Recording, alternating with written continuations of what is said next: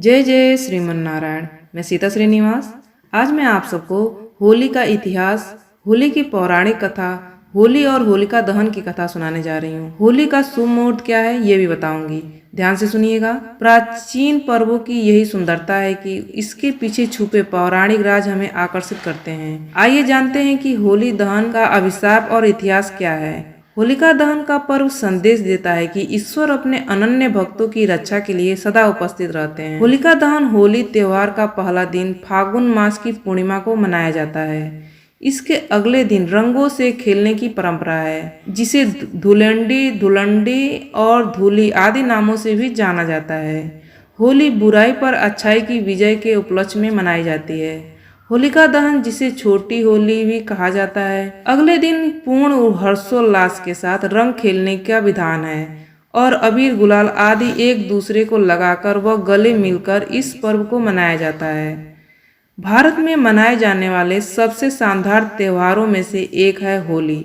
दिवाली की तरह ही इस त्योहार को भी अच्छाई की बुराई पर जीत का त्योहार मनाया जाता है। हिंदुओं के लिए होली का पौराणिक महत्व भी है। इस त्योहार को लेकर सबसे प्रचलित है कि प्रहलाद, होलिका और हिरण्यकश्यप की कहानी। लेकिन होली की केवल यही नहीं बल्कि और भी कई कहानियां प्रचलित हैं। वैष्णव परंपरा में होली को होलिका प्रहलाद की कहानी का प्रतीकात्मक सूत्र मानते हैं। तो चलिए जानते हैं होलिका दहन का शास्त्रों के अनुसार नियम। फागुन शुक्ल अष्टमी से फागुन पूर्णिमा तक होलाष्टक माना जाता है, जिसमें शुभ कार्य वर्जित रहते हैं।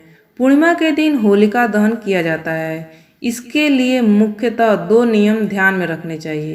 पहला नियम है, उस दिन भद्रा न हो। भद्रा का दूसरा नाम विष्टिकरण भी है, जो कि 11 कारणों में से एक है। एक कारण तिथि के आगे भाग में बराबर होता है।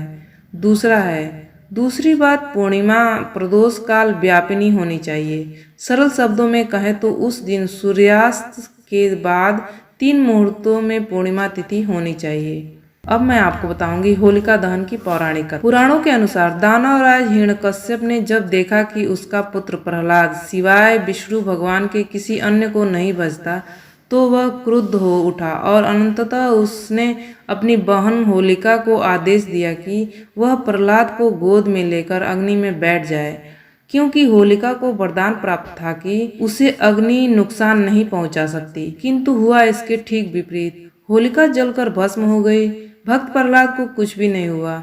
इसी घटना की याद में इस दिन होलिका दहन करने का विधान है। होली का पर्व संदेश देता है कि इसी प्रकार ईश्वर अपने अनन्य भक्तों की रक्षा के लिए सदा उपस्थित रहते हैं। होली की केवल यही नहीं बल्कि और भी कई कहानियां प्रचलित हैं। कामदेव और शिव की कथा। कामदेव को किया था भस्म। होली की एक कहानी कामदेव की भी है।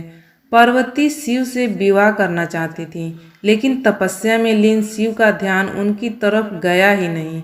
ऐसे में प्यार के देवता कामदेव आगे आए और उन्होंने शिव पर पुष्प बाण चला दिया।